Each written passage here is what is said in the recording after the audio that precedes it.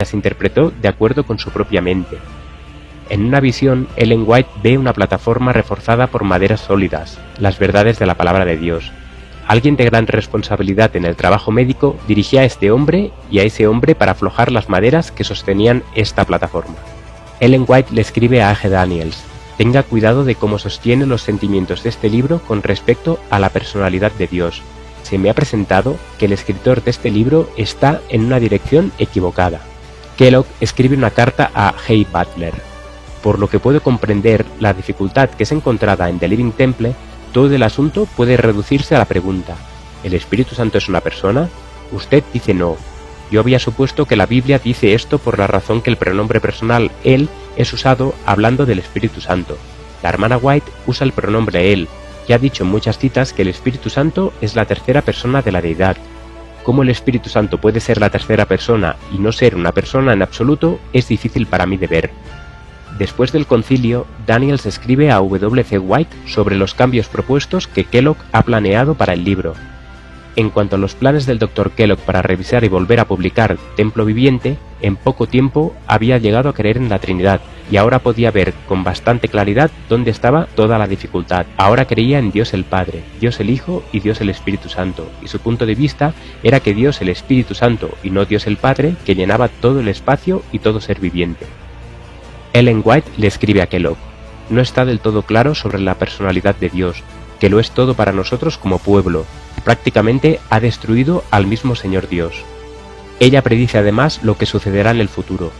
El enemigo de las almas ha tratado de introducir la suposición de que una gran reforma iba a tener lugar entre los adventistas del séptimo día, y que esta reforma consistiría en renunciar a las doctrinas que son los pilares de nuestra fe, y comprometerse en un proceso de reorganización. Si esta reforma se llevara a cabo, ¿qué resultaría?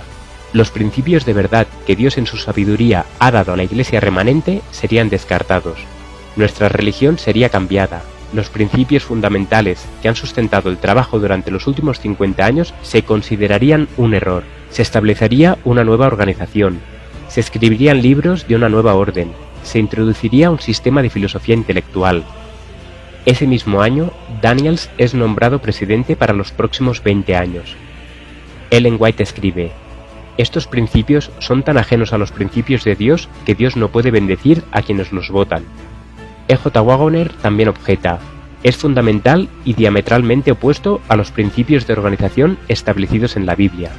Percy Magan dice: son los mismos principios e introducidos de la misma manera que hace cientos de años cuando se hizo el papado. Jones afirma: esta propuesta de constitución es subversiva de los principios de organización que se nos dieron en la Conferencia General de 1897 y la de 1901. Esta sesión de la Conferencia General ha rechazado las recomendaciones de 1897 y 1901. En el mismo año muere Uriah Smith. El Dr. John Harvey Kellogg promueve las doctrinas trinitarias en Battle Creek, después de convertirse del panteísmo. Kellogg le pide a Jones que enseñe en el Battle Creek College. Waggoner se muda a Battle Creek. Ellen White le escribe: Satanás está trabajando sigilosamente, incansablemente para afectar tu caída a través de sus tentaciones engañosas. Espera llevarte a los laberintos del espiritualismo. Un año más tarde, en 1904, Ellen White tiene una visión en la que el ángel les dice a Jones y Waggoner: los sentimientos que has recibido en armonía con las teorías especiales presentadas en el libro Templo Viviente no son pura verdad. Hay una mezcla de verdad y error, separada completamente de los sentimientos seductores y desorientadores que corren a través del templo viviente. Ellen White tiene otra visión de Kellogg. El tema sobre el que estaba hablando era la vida y la relación de Dios con todos los seres vivos. En sus presentaciones disimuló un poco el asunto, pero en realidad estaba presentando, como de más alto valor, teorías científicas similares al panteísmo. Me sorprendió ver con qué entusiasmo se recibieron los sofismas y las teorías engañosas. La influencia de esta charla animó al orador a llamar a un consejo de nuestros hermanos en Battle Creek para un examen más detallado de estos sentimientos seductores. La rebelión y la apostasía están en el mismo aire que respiramos. La gran apostasía está funcionando hasta cierto punto y se convertirá en una oscuridad profunda como la medianoche, impenetrable como un saco de pelo. La oscuridad se volverá más densa en las mentes humanas después de que la verdad haya penetrado y haya sido rechazada. Durante los últimos 50 años, cada frase de la herejía ha sido traída a nosotros, Mensajes de todo orden y clase han sido instados a los adventistas del séptimo día para tomar el lugar de la verdad que, punto por punto, ha sido buscada por la oración, el estudio y testificada por el poder milagroso del Señor. Mucho de nuestro pueblo no se da cuenta de la firmeza con la que se han sentado los cimientos de nuestra fe. Mi esposo, el anciano Joseph Bates, padre Pierce, el anciano Hiram Edson y otros que eran aplicados, nobles y verdaderos estaban entre los que después del paso del tiempo en 1844 buscaron la verdad como un tesoro escondido.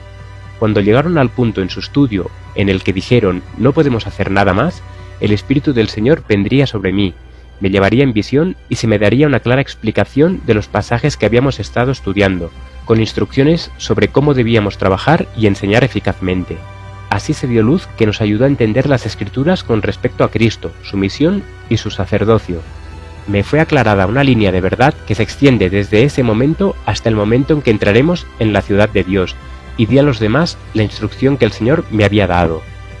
En 1905, la sinopsis de nuestra fe de 28 principios fundamentales de 1889 se inserta de nuevo en el anuario de la Iglesia, y continúa hasta 1914 sin cambios en las dos primeras doctrinas, el Padre y el Hijo. Ellen White confirma estos principios. Cada pilar que Él ha establecido debe ser fortalecido.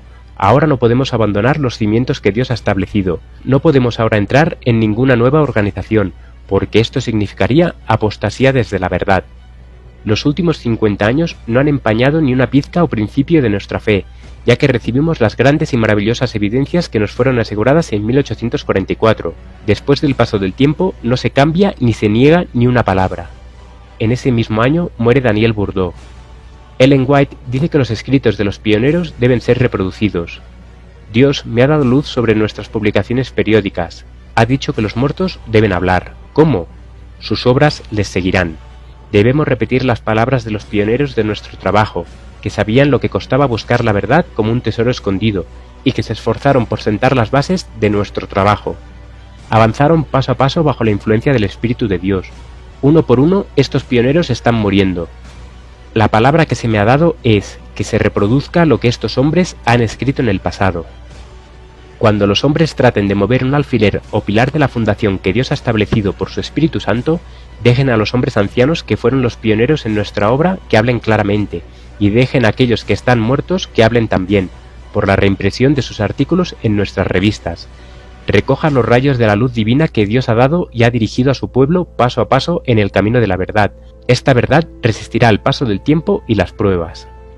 Al cabo de 2 años, en 1907, la apostasía ya está aquí. Con la apostasía de J. H. Kellogg, Elena White advierte: el tiempo de esta apostasía ha llegado.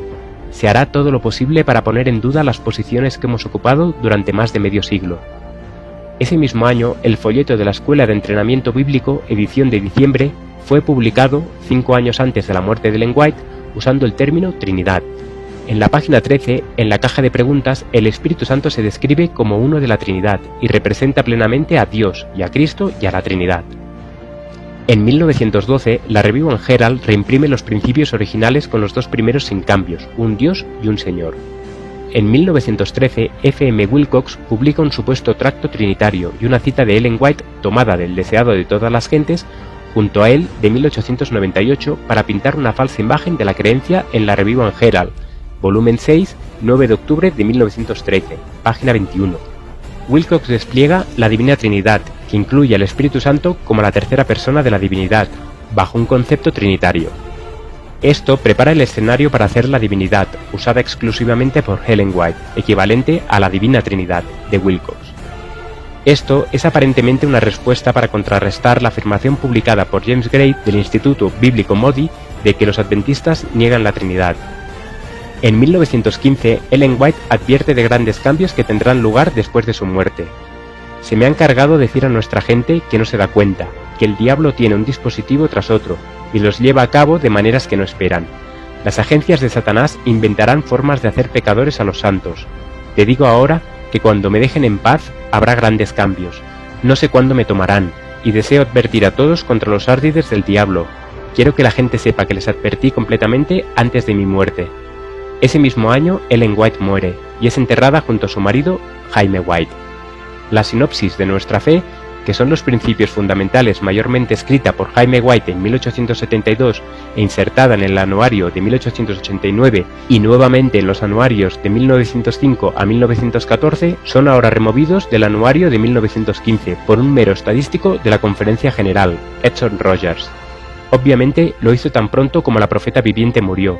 Así, los principios fundamentales que los pioneros sostenían con gran unanimidad son quitados del camino, cumpliéndose la palabra de la profeta.